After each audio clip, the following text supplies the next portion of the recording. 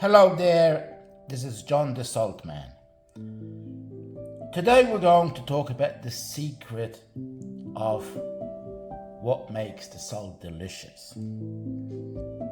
So what makes the salt delicious? First of all, we all love salt. We have certain taste buds dedicated just for salt, because salt is such an important mineral even by itself for the body. So here we have our three salts, which are the flakes. So these are the first salt that forms. So they're like floating crystals, floating flowers. In the old days, the French, they used to call them fleur de sel, which is like salt flowers. And these are usually picked after about 1 to 2 days after they form. So they sink, and the reason they are left for 2 days is to absorb some more salt and some minerals.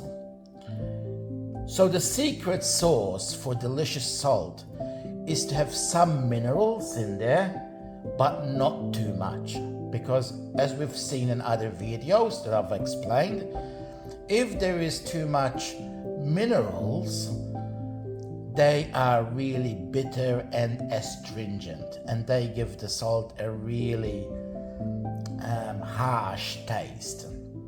So when you buy the cheap industrial salt that sometimes is oversaturated with these minerals, is you feel that salt, you taste that salt as like extra salty. But many people don't understand what's this extra saltiness, this extra harshness, right?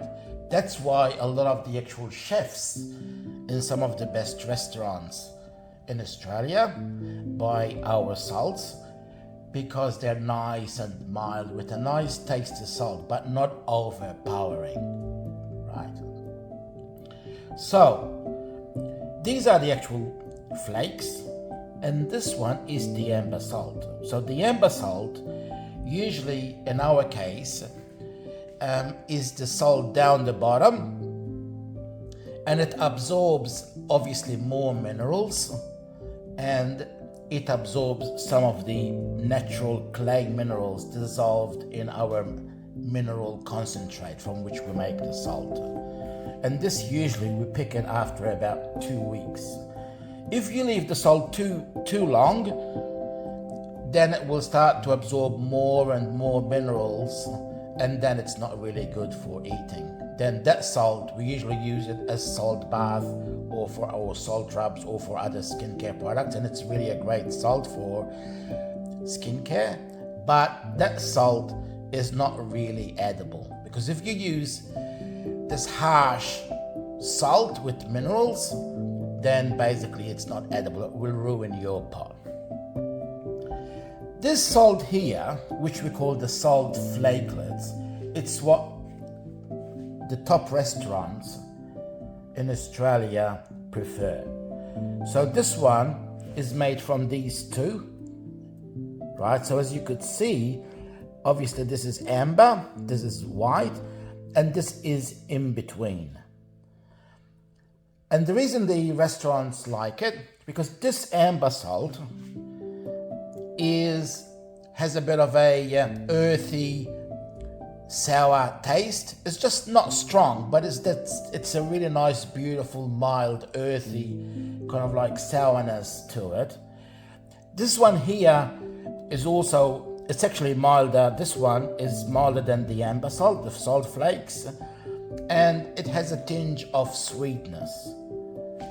And this one has a combination of both. So this is really, in my opinion, is really beautiful salt, because it has got like that tinge of sour sweetness to it, right?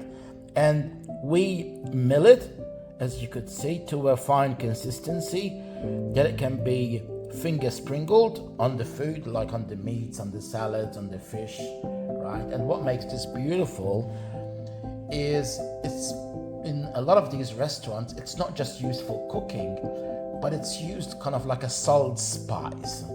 It's kind of like where you put the salt on the food, and when you eat the food, it's imparting with that kind of mild saltiness that really enhances the taste of the food, and it brings out the flavors of the food. Now obviously these can also be used by themselves, right? But obviously you need to have a grinder to use them, because it's a really great consistency.